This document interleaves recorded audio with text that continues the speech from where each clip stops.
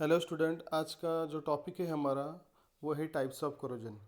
इसके पहले वाले वीडियो में हमने देखा था galvanic corrosion and concentration cell corrosion. तो यहाँ पे हम देखेंगे डिफरेंट टाइप्स ऑफ करोजन। तो उसमें सबसे पहले आएगा pitting corrosion. So what is pitting corrosion? So जो करोजन पिट के अंदर होता है, the corrosion which occur inside the pit, उसे हम कहेंगे pitting corrosion. That is, pitic corrosion is a localized attack at a particular place on the metal surface, which result in the formation of pit or pinhole or cavity. मतलब इस तरह से यहाँ पे ये कैविटी फॉर्म होगी जिसे हम पिट या फिर पिनहोल कहते हैं। ओके, तो ये जो करोजन है पिटिक करोजन क्यों होता है? तो जब भी कोई मेटल पीस हो, उस मेटल पीस के ऊपर अगर यहाँ पे कोई डस्ट पार्टिकल है या फिर सैंड पार्टिकल है या फिर कोई इम्प्योरिटीज़ है, तो दैट इम्प्योरिटी और that dust act as a site for corrosion. Okay, तो उसकी वजह से ये करोजन होता है। मतलब इनिशियली पिट फॉर्मेशन की प्रोसेस वहाँ पे शुरू होती है, या फिर उस मेटल सरफेस के ऊपर कोई क्रैशेस है, कोई क्रैश पड़ी है उसके ऊपर, या फिर वहाँ पे डस्ट पार्टिकल है, सैंड पार्टिकल है, या फिर कोई केमिकल्स स्पेसिफिक जगह पे अटैक करता है जिसकी वजह से ये पिट फॉर्म होता है। तो इस तरह से एक कैविटी फॉर्म होती है, वो जो धीरे धीरे है वो मेटल के अंदर पेनिट्रेट होती है और उस मेटल को कम्प्लीटली डिस्ट्रॉय और डिटोरेट करती है। ओके, तो यहाँ पे जो पिटिक करोजन है ये कॉन्सेंट्रेशन सेल करोजन का ही एक टाइप है। यहाँ पे अगर हम देखते हैं तो ये जो पिट के अंदर का पार्ट है ये पुअर ऑक्सीजनेटेड है, यहाँ पे ऑक्सीजन का कॉन्सेंट्रेशन कम है। और जो बाहर का पार्ट है जिससे हमने कैथोड दिखाया है यहाँ पे, ये मोर ऑक्सीजनेटेड है, यहाँ पे ऑक्सीजन का कॉन्सेंट्रेशन जो है वो कैसा है, ज़्यादा है। ओके, तो ऑक्सीजन कॉन्सेंट्रेशन ज़्यादा होने की वजह से तो ये जो पार्ट है मोर ऑक्सीजनेटेड है, ये जो पार्ट है ये पुअर ऑक्सीजनेटेड है। तो यहाँ पे क्या हो जाएगा, लो और हाई ऑक्सीजन कॉन्सेंट्रेशन हो जाएगा जिसकी वजह से कॉन्सेंट्रेशन सेल करोजन होगा। तो जो पुअर ऑक्सीजनेटेड पार्ट है, that poor oxygenated part act as a anode. और हमें तो पता है एनोड पे क्या होगा, ऑक्सीडेशन। और जो मोर ऑक्सीजनेटेड पार्ट है, the rest of the metal, that act as a cathode.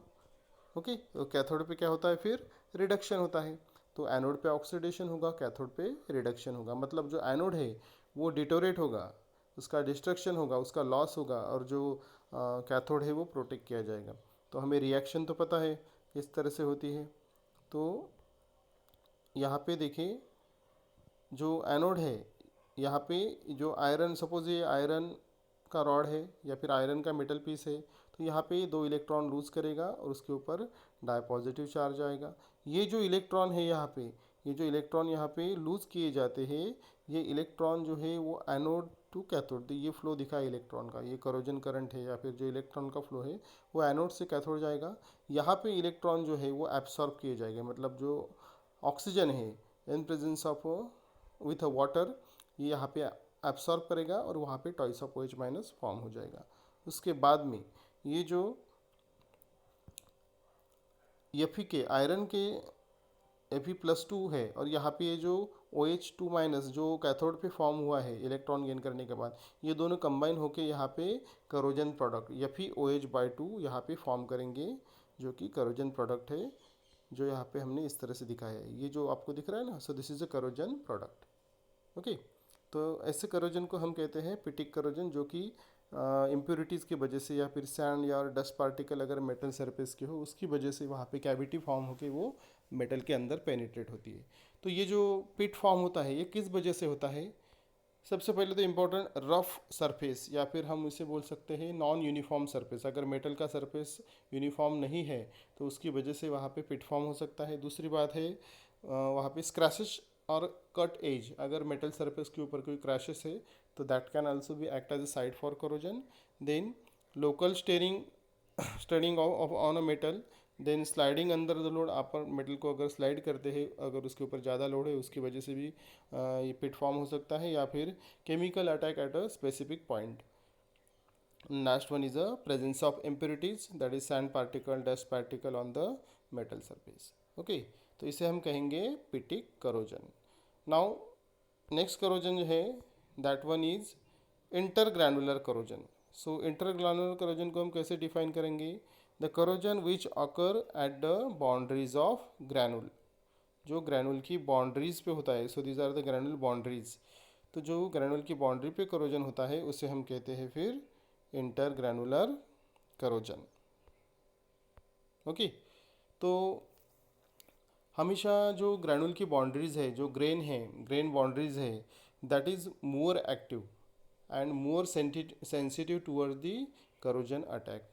ऐसे कुछ केमिकल्स है जो स्पेसिफिकली ग्रेन की बाउंड्रीज पे ही अटैक करते हैं, क्योंकि ग्रेन की बाउंड्रीज जो रहती है वहाँ पे कुछ मटेरियल ऐसे होते हैं या फिर कुछ इम्प्योरिटीज़ रहती है जिसकी वजह से वो उनका जो इलेक्ट्रोड पोटेंशियल है, जो ग्रेन बाउंड्रीज है उनका जो पोटेंशियल है, वो पोटेंशियल इलेक्ट्रोड पोटेंशियल ज़्यादा हो जाता है ग्रेन बाउंड्रीज का, और जिसकी वजह से वो एनोड बिहेव करते हैं। They behave as a anode. और हमें तो पता है अगर एनोड है तो एनोड को क्या होगा? Oxidation. Oxidation means loss of electron, और जहाँ पे ऑक्सीडेशन होता है वो मेटल वहाँ पे डिटेरेट होता है, उसका रस्टिंग होता है।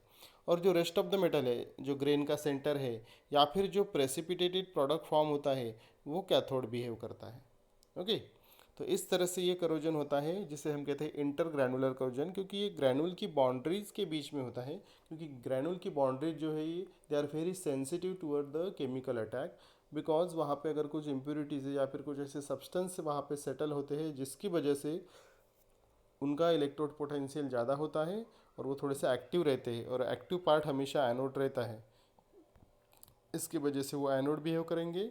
और जो रेस्ट ऑफ द ग्रेन है या फिर जो कंपाउंड वहाँ पे बाउंड्रीज पे प्रेसिपिटेट होते हैं वो कैथोड बिहेव करेंगे।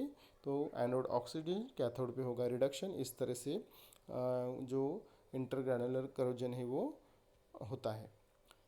तीसरा जो करोजन है that is water line corrosion. So water line means water meniscus or water level. The corrosion which occur at a water line or at the meniscus of the water level is called as a water line corrosion. इसका simple सा example है that is half filled iron tank. So this is one of the iron tank. So this is the half filled iron tank. Iron tank अगर आधी भरी हुई है तो क्या होगा उसमें? ये जो वाटर लाइन है जो आपको दिख रही है यहाँ पे वाटर लाइन, सो ये वाटर लाइन के ऊपर का पार्ट और नीचे का पार्ट। सो जो ऊपर का पार्ट है वो हाईली ऑक्सीजनेटेड है, मतलब वहाँ पे ऑक्सीजन का कॉन्सेंट्रेशन ज़्यादा है। और जो पार्ट वाटर लेवल के नीचे है, ये मैंने जो रेड रेड दिखाया है ये पार्ट, ये वाटर लेवल के नीचे का जो पार्ट है वो पुअरली ऑक्सीजनेट है। मतलब अगेन ये भी कॉन्सेंट्रेशन सेल टाइप का करोजन है जहाँ पे हाई एंड लो कॉन्सेंट्रेशन रहेगा ऑक्सीजन का, जिसकी वजह से ये करोजन होगा।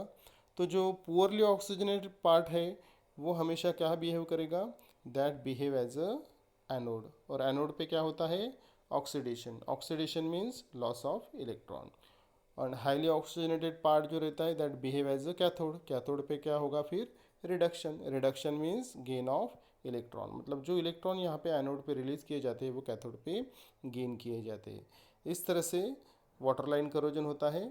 और the reaction which occur at anode and cathode, so here are the reaction. So first reaction at anode oxidation, या फिर लूज इलेक्ट्रॉन्स, जो इलेक्ट्रॉन यहाँ पे लूज किए जाते हैं वो कैथोड पे गेन किए जाते हैं। ओके, और इस तरह से Fe+2 एंड OH माइनस ये कंबाइन होकर FeOH/2 that is a corrosion product है वो फॉर्म करते हैं, और ये आयरन टैंक में यहाँ पे नीचे सेटल होता है। Okay, so this is a water line corrosion. Now next corrosion जो है that is a stress corrosion. So अगर हम स्ट्रेस करोजन की बात करते हैं तो stress corrosion is a combine effect of tensile stress and corrosive environment. मतलब ट्रेस भी है और वहाँ पे एनवायरनमेंट भी चाहिए, सराउंडिंग जो है, या फिर वो मेटल जो है ट्रेस मेटल किसी केमिकल्स के या फिर वाटर के किसी की गैसेस के कांटेक्ट में अगर आता है तो उसका करोजन होता है। मतलब ट्रेस भी इम्पोर्टेंट है और करोजिव एनवायरनमेंट भी वहाँ पे होना चाहिए। क्योंकि हम देखते हैं कि कई बार इंडस्ट्रीज़ में या फिर मेटल पे ट्रेस रहता है, या फिर हम कोई बेंट हुआ मेटल रहता है तो जो बेंट पार्ट रहता है that is a more stress part. So इसकी वजह से ये करोजन होता है। तो यहाँ पे हम देखते हैं कि जो पार्ट अंडर ट्रेस है, ये देखो यहाँ पे ये ट्रेस पार्ट है, ये यहाँ पे दिख रहा है ना, ये ट्रेस पार्ट, जो ट्रेस पार्ट रहता है वो बहुत एक्टिव रहता है, और एक्टिव होने की वजह से वो एनोड बिहेव करता है। और जो नॉन ट्रेस पार्ट रहता है, जो non trace part behave as a cathode. तो हमें पता है एनोड और कैथोड फॉर्म हो गए, मतलब oxidation and reduction, that is redox reaction. Anode का ऑक्सीडेशन होगा, उसका डिस्ट्रक्शन होगा, कैथोड पे रिडक्शन होगा, मतलब वो प्रोटेक्ट रहेगा।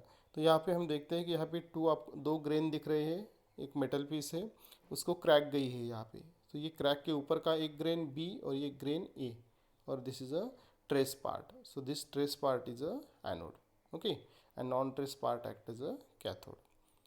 इसका सिंपल सा और एक एग्जांपल है, सपोज हमने कोई मेटल रॉड लिया और उसको बेंड किया, तो ये जो बेंड पार्ट है यहाँ पे, जो हमने उसके ऊपर ट्रेस ज़्यादा दिखेगा हमें, मतलब जो बेंड पार्ट है which is mower trace part, इसकी वजह से ये थोड़ा सा एक्टिव रहेगा और एनोड बिहेव करेगा। लेकिन जो नॉन बेंड पार्ट है यहाँ पे, ये जो इसकी हम एज देख रहे हैं यहाँ पे, वो उतनी एक्टिव नहीं रहेगी, इसीलिए that part act as a cathode, okay.